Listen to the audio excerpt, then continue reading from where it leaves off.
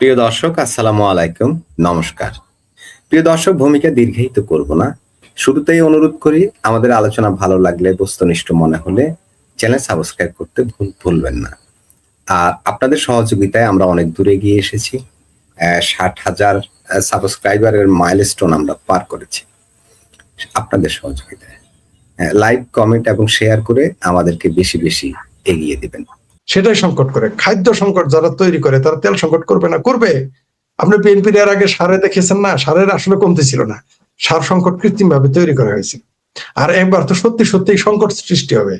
আর বাংলাদেশ সবার আগে তেল শূন্য হবে। যদি কেউ কেউ বলতেছে এটা রিউমার, কিন্তু রিউমার, বাংলাদেশ তো গুজবের দেশ। গুজব দিয়ে আপনি একটা সরকার পতন ঘটাই ফেলছেন গুজবের মাধ্যমে। জাস্ট গুজবের মাধ্যমে একটা দেশের সরকারের পড়ে গেছে। আর এই গুজব, সেই গুজব তো বুমেরাং হয়ে যাবে, এখন বিএনপির উপরে আসবে। আর আদতেই যদি যুদ্ধটা লম্বা হয়, আর আমার ধারণা লম্বা হবে, কারণ অনেকেই বলতেছে ট্রাম্প নাকি হেরে গেছে, ইসরায়েল হেরে গেছে, তারা নাকি গাটকে বুসকা বাঁধতে চলে যাইতেছে। কিন্তু এরা তো অন্তর্মহলের খবর জানে না যে এইখানে ইসরায়েল আর আমেরিকা কি ঘটনা ঘটাচ্ছে। ইরানের যে হাজার হাজার সৈন্য গায়েব হয়ে যাইতেছে, এটা তারা জানেই না, যে বুলেট ছাড়াই তাদের গায়েব করে দিতেছে, এ ধারণাই তো তাদের নাই। তাই তারা প্রতি মুহূর্তে, আর এখানে হরমুজ প্রণালী আপনি দেখেন, সব মানুষের দৃষ্টি এখন হরমুজ প্রণালীতে। তেহরানে কি কি ঘটতেছে কেউ কেউ কিন্তু বলে না, খোঁজে নেয় না, আলোচনাও করে না। ওখানে কিন্তু তাহা দামা করে ফেলতেছে, পুরো মাটি ধ্বংস করে ফেলতেছে আমেরিকা এবং ইসরায়েল। আর বাংলাদেশের নিউজ গুলো তখন আসে, বা অন্যান্য মাঝে মধ্যে ইসরায়েলও ছাড়াই যায়, এই মুহূর্তে তো চলে যাচ্ছে, তারা চলে যাচ্ছে। সকালে বলে সেখানে বিজয় উল্লাস করতেছে তেহরানের লোক, তেহরানের কসাইয়ের পক্ষের লোকেরা। এই খোমেনি কসাইরা নাকি বলতেছে যে তাদের বিজয় হয়েছে মিছিল করে। 2 ঘন্টা পরে শুনি সেখানে নাকি আবার বিমান হামলা চালাইছে ইসরায়েল। মানে আমরা বুঝে উঠতে পারি না যে কোনটা সত্য কোনটা মিথ্যা। যাই হোক, সেটা আমরা যখন সেখানে সকল সাংবাদিক স্বাধীনভাবে যাইতে পারবে আমরা জানবো। এই ব্যাপারে আমি একটা পোস্ট দিয়েছি যে যেদিন বাংলা পৃথিবীর সাংবাদিকেরা সেখানে জানবে, ঢুকবে, তখন তারা উল্টা কথা লিখবে যে ইরান তো আগেই শেষ হয়ে গিয়েছিল, আমাদের বিভ্রান্ত করা হয়েছে। এগুলো তো চাই অন্য বিষয়। যুদ্ধ দীর্ঘ হবে, কারণ আমেরিকা চাচ্ছে যুদ্ধ দীর্ঘ হোক। আপনি জানেন ইদানিং একটা খবর বেরিয়েছে, রাশিয়ার চেচেন যোদ্ধারা এখানে যুক্ত হবে ইরানের পক্ষে। দালমে কুস্তো কালা হয়। যারা নিজেদের ইউক্রেন যুদ্ধ নিয়ে নিজেরাই মরতেছে, মরে সাফ হয়ে যাইতেছে, তাদের লোক শর্ট, তারা ভাড়া করা সৈন্য নিয়ে যুদ্ধ করতেছে ইউক্রেনের সাথে, তারা হঠাৎ করে ইরানে আসতে চায়। তার মানে রাশিয়া চাচ্ছে যুদ্ধটা দীর্ঘস্থায়ী হোক, নিঃসন্দেহে। তেমনি আমেরিকাও এটা ভেতরে ভিতরে, মানুষ যতই বলুক এরা ভয় পাচ্ছে চলে যাচ্ছে এটা বলতেছে, আমি বুঝে উঠতে পারি না। আমেরিকা যদি ভয় পাইতো তাহলে তার পৃথিবীতে এত ঘাঁটি থাকতো? আমেরিকার বিরুদ্ধে যাওয়ার মতো একটা দেশ আছে পৃথিবীতে? বলুক না দেখি। রাশিয়া বলুক, চায়না বলুক, বা অন্য কোনো দেশ বলুক, বা ইরানি বলুক, সে আমেরিকার বিরুদ্ধে যুদ্ধ ঘোষণা করে দেখুক তো দেখি অস্তিত্ব থাকে কিনা। আমেরিকা তো গণতান্ত্রিক রাষ্ট্র, ওইখানে বসে ওই দেশের পতাকা পরা যায়, যা ইচ্ছা তাই বলা যায়, কেউ কিছু বলে না। ইরানে গিয়ে একটু ইরানের বিরোধিতা করে দেখেন তো, ইরানে গিয়ে ইরানের পতাকা পুড়ে দেখেন না আপনারা, কি করে কিভাবে গায়েব করে দেয়, যেখানে মাথা কাপড় না দিলে পিটিয়ে মেরে ফেলে, রেপ করে। তো এই যে গণতান্ত্রিক সুযোগ নিয়ে যা যা বলতেছেন বলেন, সমস্যা নাই। পাগলের সুখ মনে মনে হলে তো কেউ ফেরাইতে পারবে না। বুঝবেন তার কয়েকদিন পরে। গাজা নিয়েও আমাদের মুসলমানেরা, বামপন্থীরা বড় লম্বা লম্বা কথা বলেছিল, পরে আমরা দেখেছি গাজা এখন ফকফকা।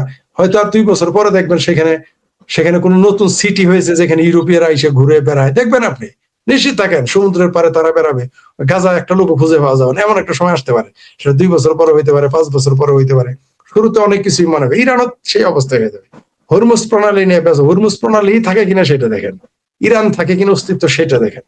সেটা অন্য বিষয়। দীর্ঘমেয়াদী যদি হয় এই যুদ্ধ, আর হবেই আমার ধারণা, তাহলে বাংলাদেশ সবচেয়ে বেশি সংকটে পড়বে সারা পৃথিবী থেকে।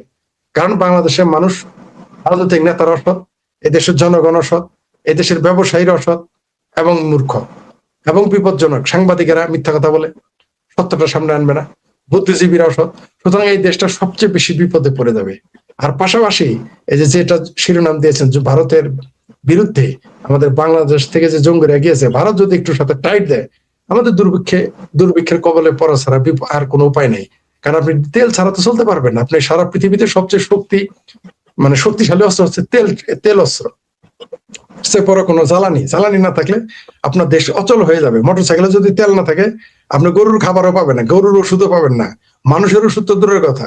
কারণ আমরা জানি যে এই দেশের যত মানে যারা প্রতিনিধি রয়েছে ওষুধ কোম্পানির, সবগুলো বাইকে চলে, এগুলো থাকবে না। একটা সময় যে ওই যে ভুইয়া সাহেব বলেন তিনি অটোতে চলেন, অটো এক সময় থাকবে না, কারণ কারেন্ট বন্ধ হয়ে যাবে। কারণ আপনাকে এক সময় থাকবে না। ভারত একদিন কারেন্ট বন্ধ করে দেবে, তখন আপনি কোথায় যাবেন? বাংলাদেশে নিজেরা ইচ্ছা করে স্যাবোটাজ ঘটাবে, কারণ আমাদের বাংলাদেশের মানুষের চরিত্র আমরা জানি। আর তারেক রহমানের যে মেধা, যে মনন, যে যোগ্যতা, আর বিরোধী দলের যে সমস্ত এই যে মাদ্রাসার হুজুরেরা আছেন, এরা তো দেশ চালাইতে পারবে না, এদের পক্ষে তো দেশ চালানো সম্ভব না। ভারত যদি একটু পেকে বসে, আর ইরান ইসরায়েল যুদ্ধ যদি একটু লম্বা হয়, সম্ভাবনা রয়েছে, তাহলে আমাদের বাংলাদেশ তো তেল শূন্য হবেই। ভাত, চাল, ডাল, নুন, তেল, মানে খাবারের তেল সংকট হইতে পারে এই দেশে। শুধুমাত্র মুখে মুখে ওই যে বিএনপির মন্ত্রীদের মুখে তেল থাকবে, আর কোথাও থাকবে না। জি কি ফরিদ ভাই, বিএনপির নেতাদের মন্ত্রীদের মুখেই তেল থাকবে, বাস্তবে থাকবে না। আমি রফিক ভাইয়ের কাছে একটু আসি, যে রফিক ভাই, আমি ওই বিষয়টা নিয়েই কথা বলতে চাই, যেটা হচ্ছে দা ইন্ডিপেন্ডেন্টের যে প্রতিবেদন। ইরান যুদ্ধের কারণে সবার আগে জ্বালানি শূন্য হতে পারে বাংলাদেশ, অথচ আমাদের সরকার বলছে পর্যাপ্ত জ্বালানি মজুত আছে আর পাম্পে গেলে তেল নেই। আসলে বাংলাদেশের ভাগ্যে কি আছে রফিক ভাই, যদি আপনার মতো করে একটু আলোচনা করেন। গত সরকারের প্রধানমন্ত্রী শেখ হাসিনা নিজের মুখে বলছে যে পেট্রোল এবং অকটেন বাংলাদেশে উৎপাদন হয়, এটা বাইরে থেকে আনতে না, লাগলে হয়তো অকটেন কিছু আনে অল্প। এটা তখন অনেক হাসাহাসি ট্রল হয়েছে, তা আমরা আসলে কি জিনিসটা জানতাম না। এই সরকারের প্রতিমন্ত্রী নিজে বলছে, আমি নিজে ওনার বক্তব্য শুনছি, যে আমাদের দেশে পেট্রোল এবং অকটেন উৎপাদন হয়, এটা আমাদের বাইরে থেকে আনতে হয় না। সেখানে এই উৎপাদন হওয়া জিনিস হঠাৎ করে আপনি হইলো কিভাবে, কলাপস হলো কিভাবে সাপ্লাই? গতকালকে বলতেছে কি আমাদের পরিবহন মন্ত্রী বলতেছে যে আমাদের কি মেইনটেন্সের ব্যাপারটা, মানে করতে পারতেছে না, ম্যানেজমেন্টটা করতে পারতেছে না, ওই জন্য সমস্যা। তেলের কোনো অভাব নাই, কেন আসলে কি বাস্তবতা কি এরকম? বা এই তেলটা কোথায় গেল? এখন আর কি আমাদের মূলত ডিজেলটা হলো আমাদের সবচেয়ে বড় একটা জিনিস। ডিজেল আমাদের শিল্প কারখানায় লাগে, আমাদের সেচে লাগে, আমাদের এই যে এমন কোনো জিনিস নাই। এই যে ট্রলার চলে, গরিব মানুষ, এই যে মাছের ট্রলার চলে, আপনি দেখেন, আপনি বিভিন্ন ভিডিওতে আসছে মাছ ভাই, এই যে মাছের যে মাছ ধরে যারা ট্রলার, গরিব মানুষ, এরা একদিন যদি ট্রলার যদি না চালায়, মাছ না ধরে, তাহলে পরের দিন না খায় থাকতে হয়। এই যে জিনিসগুলি আসছে, এবং সরকার বলছে পর্যাপ্ত মজুদ আছে 1 মাসের, কিন্তু 1 মাসের কথা বলছে। এর মধ্যে বিভিন্ন আপনার ইয়াতে আসছে যে আপনার ডিজেলও পাওয়া যাচ্ছে না। যাও ভাগ্য ভালো, এই মুহূর্তে ডিজেলটা কম লাগতেছে, কারণ বৃষ্টি হচ্ছে, দেখি আপনার সেচ কাজে লাগে না, নাহলে ভয়াবহ অবস্থা হইতো। তো শরীর ভাই যেটা কথা বলছে, যদি আপনার এই যুদ্ধটা যদি আপনার আরো 1 মাস যদি হয়, তাহলে তো মনে করেন যে একবারে ফরিদ ভাই যেটা বললো একদম মানে সেম ঘটনা ঘটবে। তো সরকার একটা করছে যে আমাদের এই সরকার ভারতের কাছে একটা চাহিদা পত্র দিয়ে রাখছে, কিন্তু ফরিদ ভাই আপনি জানেন মনে হয়, অলরেডি তো ধরেন প্রায় ধরেন 20,000 টন মনে হয় তেল অলরেডি আসছে পেট্রোল দিয়ে, আবার 50,000 টন কিন্তু আবার একটা চাহিদা পত্র দিয়ে রাখছে।